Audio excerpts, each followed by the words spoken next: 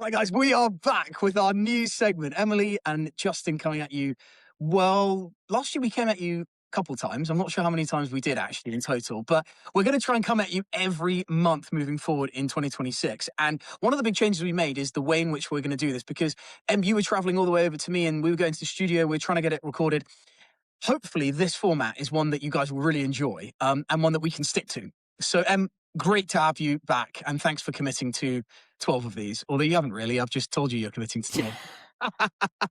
Well, yeah, good to be here. I would have raised my fee if you'd have said there were 12, but I'm still just kind of, yeah, exactly, blown away by how many times you said the phrase coming at you, and I just wonder how long it would take for the YouTube comments to pick up on that. But it's quite the start. It's not something I tend to throw around often publicly, or easily publicly. But in this environment, I feel very, very comfortable. It's what is there to say? It was great fun last year, and I felt like, thanks guys for whoever watched it, thanks for the feedback on it. There isn't much, like there used to be one at Hodinkee years and years ago where they used to be like a Friday Live, and that was like an update on the news. You might sign up to Watch Pro and you might get updates on the news, but there isn't a great deal on the sort of new stuff going on outside of product toys. So we hope that this fills somewhat of a gap. Yeah, so we'll try and keep it regular, and we'll try and keep it to 20 minutes as well. So without further ado, let's get into it.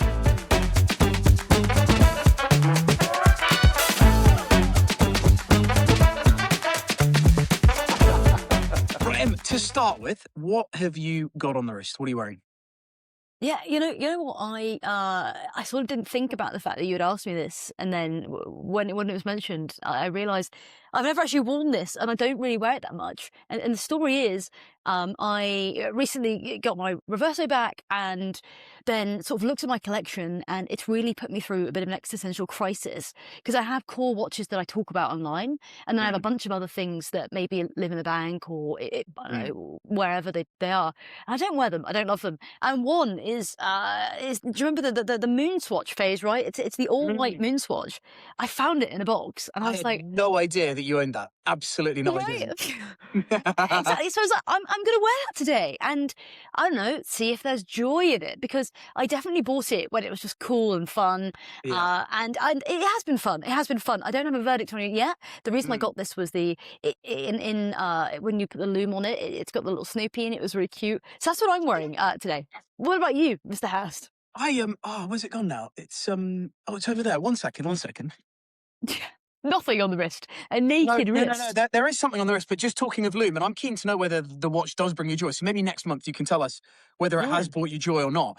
I was playing with this watch with my daughter a second ago, and this is a block watch, 38 millimeters. It's actually a fully loomed case, quartz, really fun, like designed for kids, but this one's a little bit bigger than the kids' ones. So that's been super fun.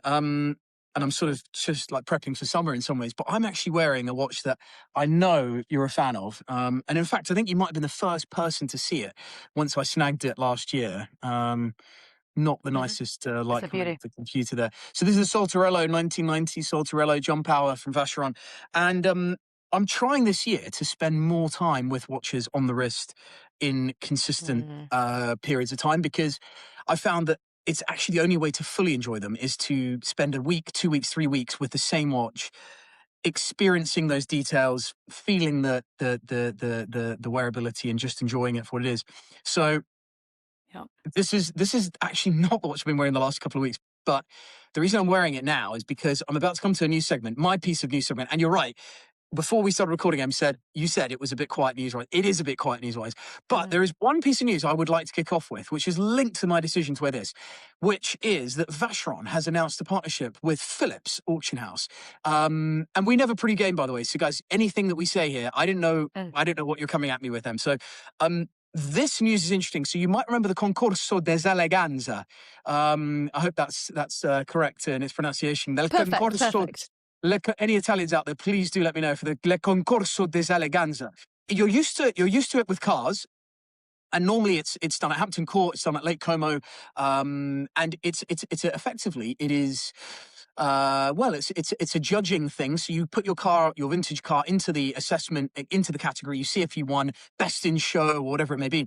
And so Philips and Vacheron have come together to do the same, but for watches, which I really applaud because I've never seen it done before. I don't know that it has been done before.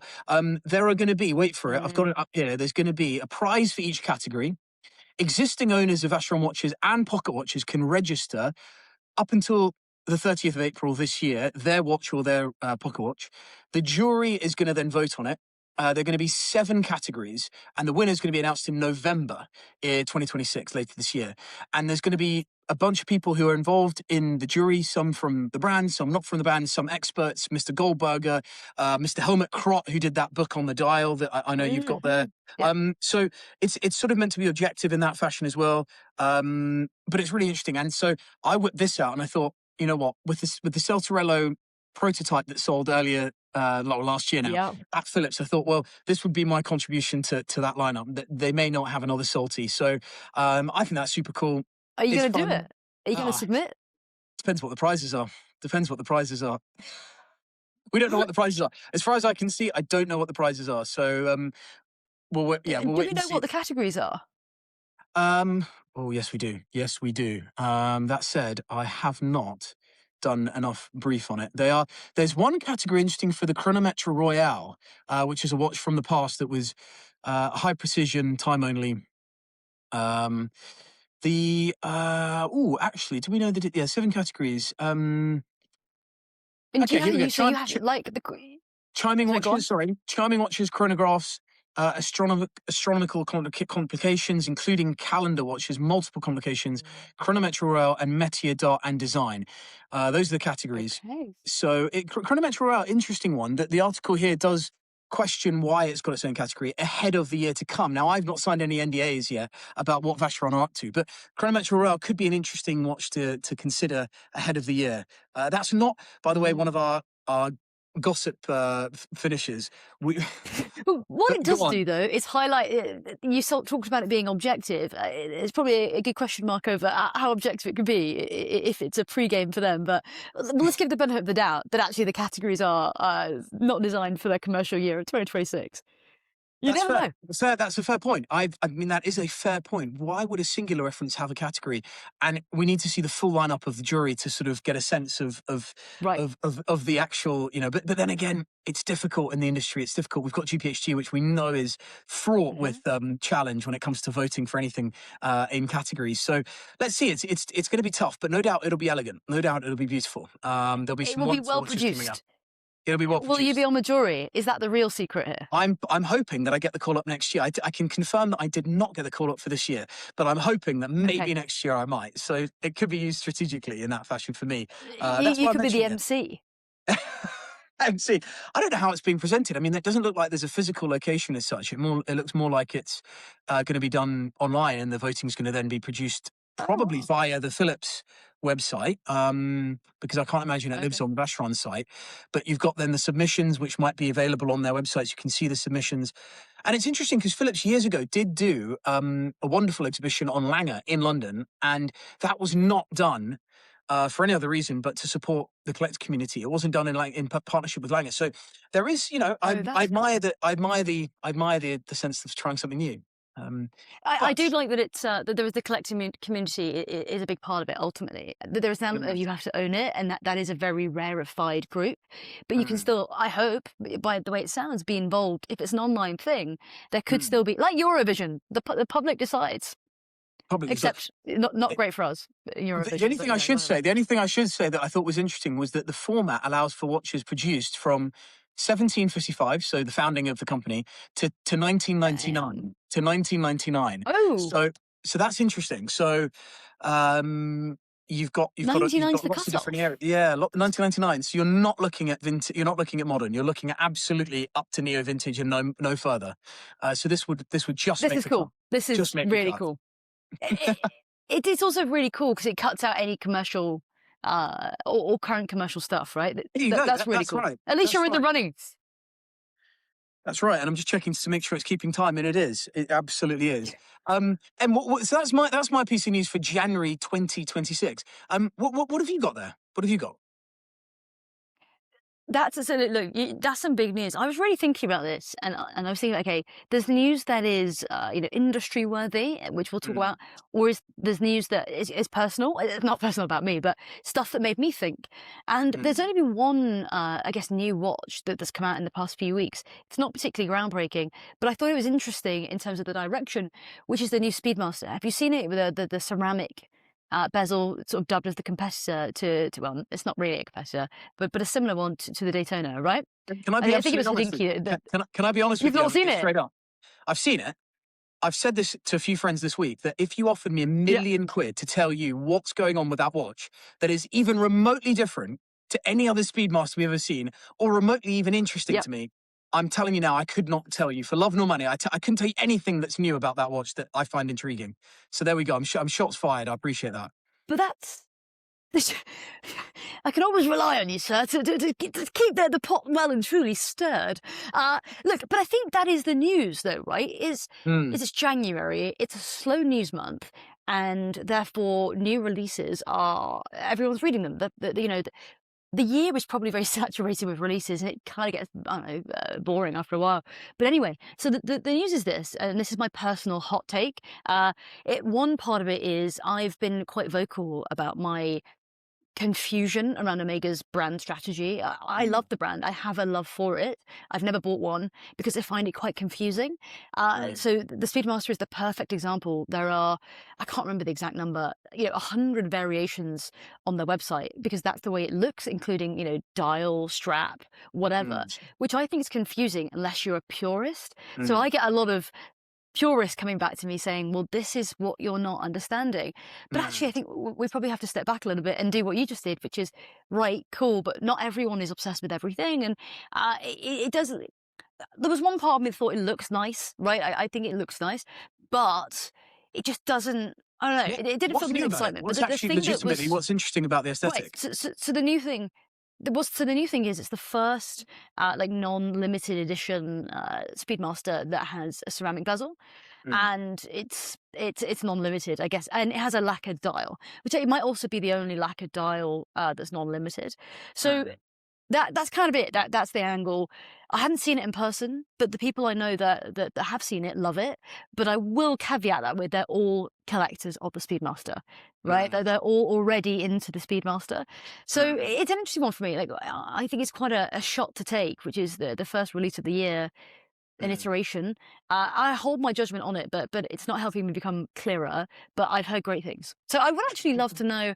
Do you know what the video that I did that's got the most crazy responses was about this exact topic? It was people mm. debating what's new and exciting and Omega's strategy. So I'd love to know if people saw this watch and was like, I need it. I already know people that have bought it, so it's Mm. clearly doing bits. So I, as a lover of this whole world and industry, I'm on a journey trying to understand it. But that's what I thought was quite interesting. I, What does that say for the year? that's really interesting. I agree. There aren't any. There's no launches right now that come to my mind as being, you know, straight off the bat of the year, exciting or interesting. I should love Omega. I should because my first watch was that Constellation, and it means so much to me. But I just find myself confused.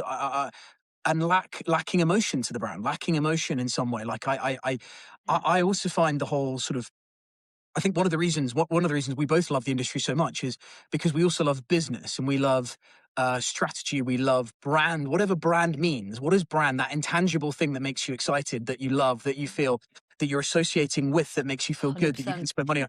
And looking at AP at the moment, we're both enjoying AP at the moment. There's something intangible that's good that we're liking, even though that's controversial in itself. Either way, Yep. trying to get my head around what Omega could do and what it doesn't do that I'm missing. I'm sort of lost for words right now on that, but either way, very, very interesting. They've come out early, which I think Mhm. is interesting, and they've come out, with something that's captured some hearts and minds. So yeah, interesting. Would love to get your comments on that Speedmaster below. Um, Guys, we want to keep this really nice and tight and concise. So the final segment every month is going to be this new thing that I pitched to Em, and we don't know how it's going to land. Honestly, we have no idea how it's going to land. We're not in it for gossip. We're really not. But we thought it'd be quite funny to put something out there that we thought could be speculative. So it's the Yeah. final, it's whispers. It's the final segment, the whisper, we're calling it. Not to be You've been confused Bonnie with the Blue. Cadbury's, not to be confused with the Cadbury's Whisper, the iconic chocolate, which is effectively, it can be something made up, it can be something entirely true, it can be something speculative. We're going to leave it. We're going to leave it there for you to mull over, and we want to get some conversation going below in the comments. I'm going to say something now that I genuinely, and you can call me out on this, it's a bit like the theme it's a bit like the fact that Traitors has been so successful as a TV show right now. Is like, you can tell me whether you think I'm being completely straight with you or not, but I've got a feeling there's going to be a smaller Octo Finissimo in 2026. So a 36, 37, 38 millimeter Octo Finissimo. Partly because I want one, I want to see one. Anyone out there that has an Octo Finissimo will know how insane the engineering is and the design is. But equally, those that spectate on the watch being worn will touch on the fact that it may not sit as nicely as it could because it's so thin and it's so large, even at 40 millimeters. But if it were to be smaller, you'd need a new movement because the movement was made for that particular size. So could we see the start of a new dynasty of Octo Finissimo? And that's my whisper for January 2026, ahead of what is going to be a banger of a year for watch launches. Any comments on that, Em, before we wrap up? I've got one comment. I've got one comment, and which is I was thinking the same for Blancpain, right? So we did that video, and we spoke about the fact that they don't have standard production 38 mil in the 50 fathoms, and that might. I actually probably owe them an apology. In that video, I was like, I don't understand the horology sort of angle, and then they came out with the sapphire case, which we loved in Dubai. But anyway, back to the 38 mil. I suspect that they're really listening to the collecting community rather than being led by any concept of ego or whatever. So I've got really, really, really, really high hopes for Blancpain doing something similar this year. 38 mil steel standard production case for the 50 fathoms would be bonkers. There you go, guys. So you'll get a whisper. You'll get a whisper from each of us. Genuinely, we didn't pre-game that, so it's actually fascinating No, not at all. that we've come out together on adjustment of something that we love, but maybe something more wearable that's listening to feedback. But it'll be fascinating to see, and you can call us out. Maybe we do know, maybe we don't. But we'll leave it on that cliffhanger. So thank you, Em, for your contributions this month, and I look forward to seeing you next month. Thank you, guys. Cheers.